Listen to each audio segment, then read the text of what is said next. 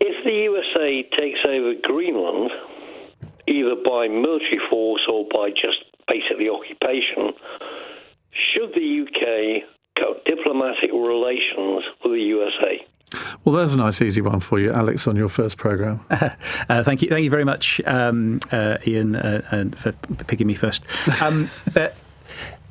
Firstly, Denmark is a NATO ally, an ally both of the UK and of America. And whilst Trump does talk about the threat to Greenland, the Russian spy ships, the Chinese devices and other things actually being real, and I think everyone accepts that, Denmark is a solid security partner of the United States and is very capable of working with the US and us and others to defend Greenland and to counter any of those threats in the appropriate way. So I think it's entirely misplaced for the Americans to think that they need to take Greenland.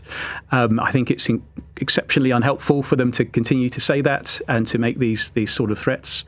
And I think the Prime Minister has been completely right to stand by Denmark and stand by Greenland in stating that it's up to the Danish and to the Greenlanders for the future of but not the Venezuelans.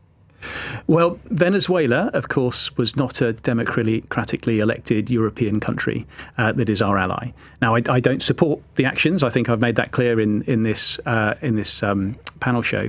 But it is a very different situation than Greenland, of course. Cindy.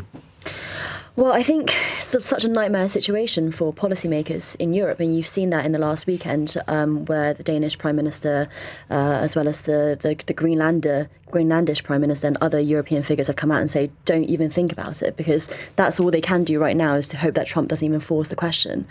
I mean, to answer Jerry's question, I mean, it depends on when it happens, if it happens, and depends on how it happens, I think. It's hard to imagine a military takeover of Greenland at the hands of America. You know, I think that would really tear NATO apart, and that would be maybe... Well, it would be the end of NATO, wouldn't it? Well, you say that. I mean, what is NATO without America as well, though? You know, it might actually shake European countries, including this one, into the realisation that we are really in a different world now and that they're going to have to fund their own defence. It might do. And how quickly can they get that stuff together? You know, it's a massive question. You know, obviously the motivation is here. I think everyone around this panel can agree that right now we are thinking Europe needs to be arming itself to the teeth much more. But how quickly can you do that? And what are the trade-offs you have to do that domestically in order to achieve that? Everyone is hoping they don't have to make those decisions. But if America forces question, it will be a hell scenario. At the same time, I can imagine some kind of deal being done, to use Trump's favourite word, where it doesn't quite seem like such subjection to American power. For example, allowing America more nuclear placements in Greenland, more security guarantees, whatever it is, budget, defence spending increases and guarantees such as that. You know, could that appease Trump, basically? And that, I think, would not require something like cutting diplomatic relations with the US. But frankly speaking, I don't think that Europe and the UK are deciding factors in this current scenario. But if the Greenlanders should be building their own bunkers at the moment, what about the Taiwanese? Because, I mean, I've got friends in Taiwan, and they whenever I sort of say, oh, a bit worried about these exercises that the Chinese are doing, oh, no, they're not going to do that. They've done this every year. They are completely complacent. Totally complacent. I mean, the air drills kind of fade into the background for them because it happens so often. Yeah. Except one day it won't be fake anymore. But, you know, that's the thing, right? I mean, do you think that's an inevitability? No, I don't think it's inevitable at all. Actually, I think there's a lot of ifs in Chinese and cross-strait relations. There's a lot of ifs. I don't see it, certainly by 2027, which is the deadline that a lot of people talk about. But, you know, the Taiwanese case, you know, in this grander occasion of what's happening this weekend, I don't think it changes their odds that much, because I don't think it gives China permission that China doesn't feel already that it had. It was never international law that was keeping China back. It was the lack of hard power to take Taiwan that was keeping China back. On the other hand, you know, this idea that because China doesn't have Venezuelan oil anymore, they can't levy an invasion is also ludicrous. You know, Venezuela is only about 4% of China's oil imports, and oil is only a minority of China's energy supply. So basically, I think for Taiwan, the situation hasn't changed either way too much. But what it does do is for China to go out to the rest of the world and say, we have the moral authority now because look at what America's doing as well. Let's go back to the question from Jerry. If the USA takes over Greenland, should the UK cut diplomatic relations with America? John Nicholson. Well, I'm glad we're all agreed that it's not a good thing for Trump to invade a NATO ally, because I watched a woeful interview with a Labour Home Office minister earlier on today where he wouldn't answer that question on Sky News. He just went into full robot mode. But do you blame him for that? Because I'll tell you who I blame. I blame the Downing Street briefing operation, because if they, presumably they must have known that Keir Starmer was going to take a trenchant position on Greenland later in the day, why send out a junior minister basically to be slayed by the media? We're all responsible for our own actions, and really you've got to take some ownership. If you're so wet that you can't answer a question like that and you end up looking ridiculous in your inability to answer, and if you can't do the job, resign and do something else, I would say. I think that's the first time anyone has called Mike Tapp wet, by the way. probably that is true. How about we look at all over Sophie Rhodes? Sophie Rhodes has tweeted it. It's embarrassing.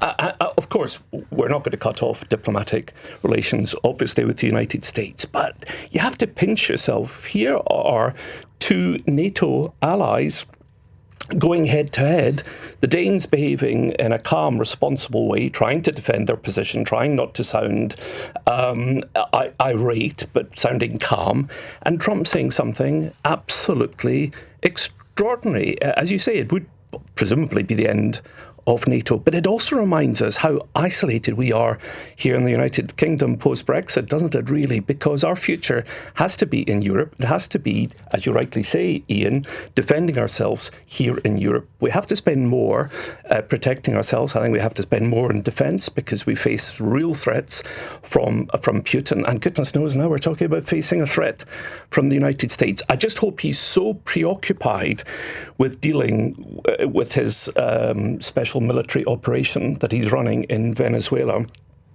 I get the illusion. Thank you, I knew you would. That will perhaps distract him for long enough, and it will be a complicated thing for him to deal with as well. The election is approaching, and of course the midterms are coming up. Do you think now would be the time for the SNP to reevaluate their anti-nuclear policies?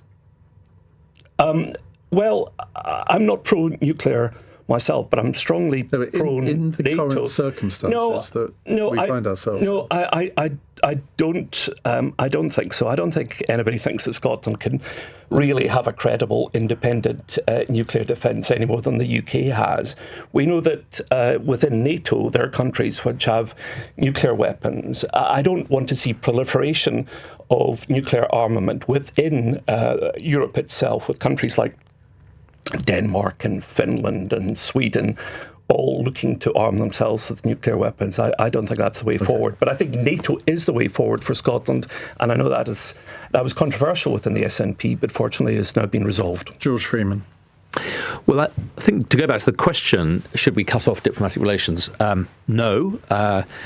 But I think it would be, if Trump decides that he wants to occupy Greenland, it would be a massive next step in the unwinding of this post-war NATO settlement that we've all come to live with as a sort of security blanket. I think Cindy's right. The right response is when you're dealing with a strong man, he likes a deal. And I think we need to reinvent British statecraft and think a bit more about what's the deal. So, for example, in Ukraine, I think we should be, instead of announcing that in 4 or 5 years we'll have the arms to help the Ukrainians, we should be buying American arms with European money now and giving them to the Ukrainians. All the military people I talk to tell me with the right weapons they could knock the Russians over in the next 18 months. That's what we're doing now, George, isn't it? Because very slowly Europe is discussing spending more money on defence while Russia basically wins. But so I think the deal is the key.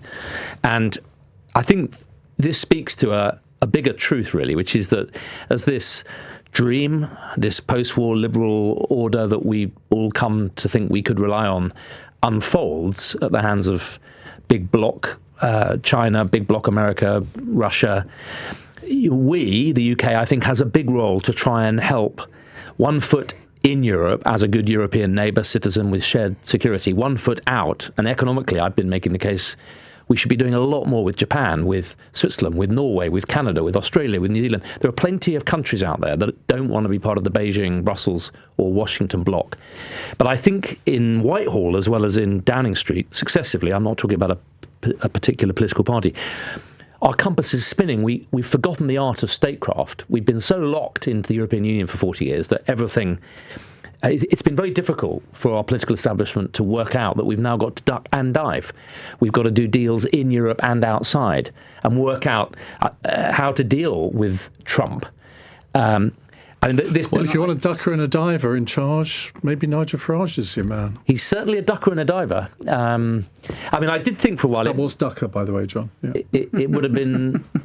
it would have been quite amusing for Keir Starmer to appoint Farage to Washington last year and say, come on then, you say he's your best mate, now show us and put Britain before the interests of reform. It's also interesting that, of course, Nigel Farage has said in his statement on Saturday, this is a breach of international law, which Keir Starmer hasn't been able to admit, has he, Alex? So we're talking about deal makers. Now, I think many people cannot accuse Keir Starmer of not being a good deal maker. So we have the best trade deal. Chagos. That's international law, which we're also talking about respecting. But we have the best trade deal with America out of almost every other country because of his relationship with Donald Trump, because of the effort our team in Washington is making, and the team that we've worked over many months to achieve. A good trade deal with the EU, a trade deal with India, a trade deal with South Korea. So those things are already happening. What I'm worried about now is that the American move away from the rules-based order that we've all been talking about, and whether or not they'll return after Trump is replaced in 3 years' time or not. We need to be much closer to the Europeans. We're already building up our security relationship with Europe after it being dashed, I think, through part of Brexit. Ukraine has made that essential. This is another reason for us to rebuild that security relationship. We need to rebuild our economic relationship, and we need to look at working more closely with those countries. We actually led Europe over Ukraine. Let's not forget that. Yeah. We did. Interesting. So we didn't actually have to be within the EU to do that. I mean, we've always been, in European terms, it's always been us and the French. Now, the Germans now seem to have pretensions of joining us.